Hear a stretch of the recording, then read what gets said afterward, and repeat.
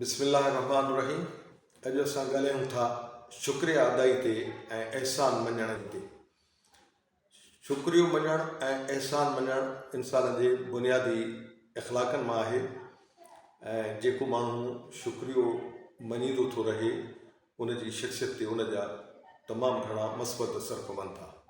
आम तौर ते असां ज़िंदगी में ॾिसंदा आहियूं माण्हुनि जो वॾो तइदादु हूंदो आहे जेको शिकवे शिकायतुनि में पियो गुज़ारींदो आहे ऐं हर क़िस्म जूं शिकवा शिकायतूं उन्हनि जे ज़ुबान ते आम हूंदियूं आहिनि।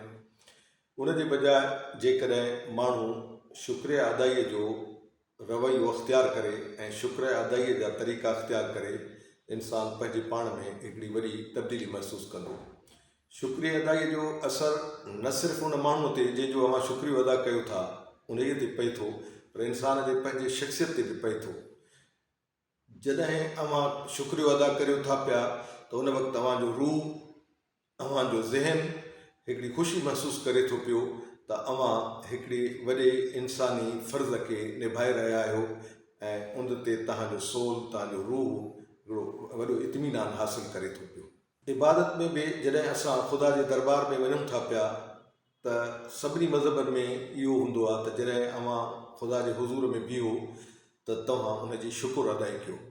असां मुस्लमान जॾहिं निमाज़ पढ़ंदा आहियूं त निमाज़ जो आगाज़ अल्हम्दुलिल्लाह रब्बिल आलमीन सां कंदा आहियूं त मुंहिंजा अल्लाह तुंहिंजी शुक्रिया अदाई, तुंहिंजा अहसान, तुंहिंजूं तारीफ़ूं, तुंहिंजूं भलायूं जो तूं असांखे सां पंहिंजे रहमत जूं ऐं रुबूबियत जूं महिरबानियूं करे थो। सभिनी मज़हबनि में इबादत में शुक्रिया अदाईअ खे इहा अहमियत हासिलु हूंदी आहे ऐं इहो इंसान जो अमल इंसान जी ज़िंदगीअ में हुन जे शख़्सियत ते वॾा असर छॾींदो आहे। शुक्रिया अदाईअ जी आदत विझण जे लाइ जेकॾहिं असां हिकिड़ी मश्क कयूं त उन सां उहा आदत सघारी थी सघे थी पई। कजे हीअं जो हिकिड़ो काग़ज़ खणी उन ते 3 खाना लिखजनि। हिकिड़े खाने में लिखिजे त मुंहिंजे मथां कहिड़ी शइ जो वधीक अहसान आहे जो मां उनजो शुक्रियो अदा कयां। ॿिए खाने में लिखिजे त कहिड़ो शख़्स आहे जंहिंजो मूं ते अहसान आहे मां उनजी शुक्रिया अदाई करियां। 3 खाने में उन जे मामलनि में लाॻापियल हुजे त उहा कहिड़ी शइ आहे जेका हुन जी ज़िंदगीअ में अहसानमंदीअ जो दर्जो हासिलु कयल आहे। माण्हू जेकॾहिं सुबुह जो के बि 4 शयूं इन्हनि 3 खाननि में लिखे त माण्हूअ जे अंदरि इहो अहसासु सगारो थींदो वेंदो। इन जी मश्क सां इहा शइ मज़बूत थींदी वेंदी त हू पंहिंजो पाण खे शुक्रिया अदाईअ वारो बणाए छॾे। अवां जॾहिं इहे 3 खाना भरे छॾिया ऐं अवां जॾहिं उन्हनि खे ॾिसणु शुरू कंदव त अवां खे हिकिड़ी ख़ुशी महसूसु थींदी ऐं उहो अवां 3-4 ॾींहंनि ताईं अवां मुसलसल ॾिसो या 5-8-10 ॾींहंनि ताईं तव्हां उन्हनि खे मुसलसल ॾिसो त अवां जी हिकिड़ी हैबिट बणिजी वेंदी।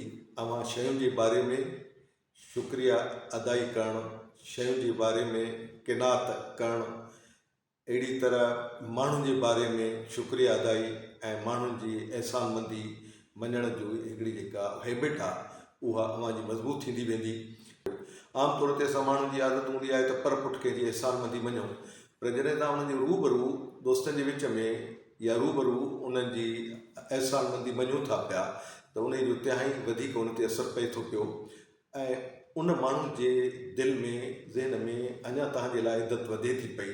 जेकॾहिं पोइ उन माण्हू खे वधीक मौक़ा आहिनि तव्हां सां भलायूं करण जा, अहसान करण जा ऐं अव्हां सां सुठे वहिंवार करण जा त हू पंहिंजे उन्हनि वहिंवारनि खे जारी रखे थो पियो। उन जे मुक़ाबले में जेकॾहिं तव्हां वटि शिकवे शिकायत जी आदत आहे ऐं टोक हणण ऐं ॾोरा पाॾियण ऐं इन क़िस्म जे रवैये जी त ज़ाहिर आहे माण्हूअ जो उन ते हिकिड़ो सुठो असरु नथो पए ऐं पोइ माण्हू जंहिंखे अॻिते भलायूं करणियूं आहिनि उन्हनि भलायुनि खां बि हू बाहि करे माठ करे वेही थो रहे पियो।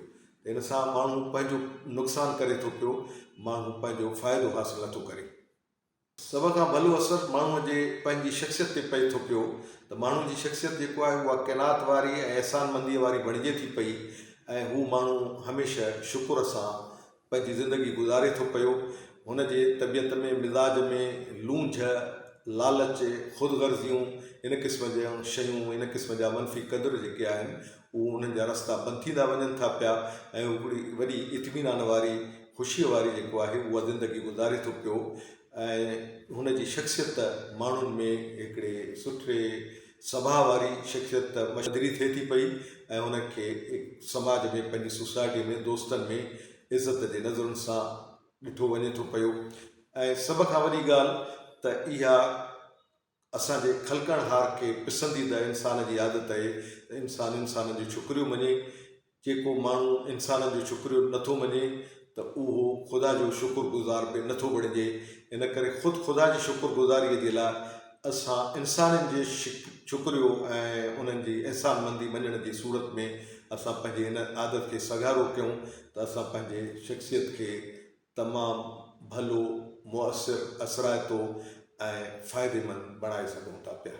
असांखे ख़ुदा जेका हैसियत ॾिनी आहे, ख़ुदा जेको अशरफुल मख़लूक़ात बणायो आहे, ख़ुदा जेको सुठनि हवासनि सां जेको आहे उहो असांखे पैदा कयो आहे, इहे ख़ुदा जूं नेमतूं इहे बि ॻणणु खपनि ऐं इहे असां जॾहिं नथा ॻणियूं तॾहिं असां में शिकवे शिकायत जो रुझान पैदा थिए थो पियो। असांजे चौधारी ख़ुदा जूं अणॻणियूं महिरबानियूं, उन जूं अणॻणियूं नेमतूं, उन जा अणॻणिया अहसान आहिनि। जेकॾहिं असां हर लम्हे उन्हनि अहसाननि खे वरजाईंदा रहूं त असां मां शिकवे शिकायत वारो तरीक़ो ऐं रवैयो उन ते कंट्रोल थी सघंदो।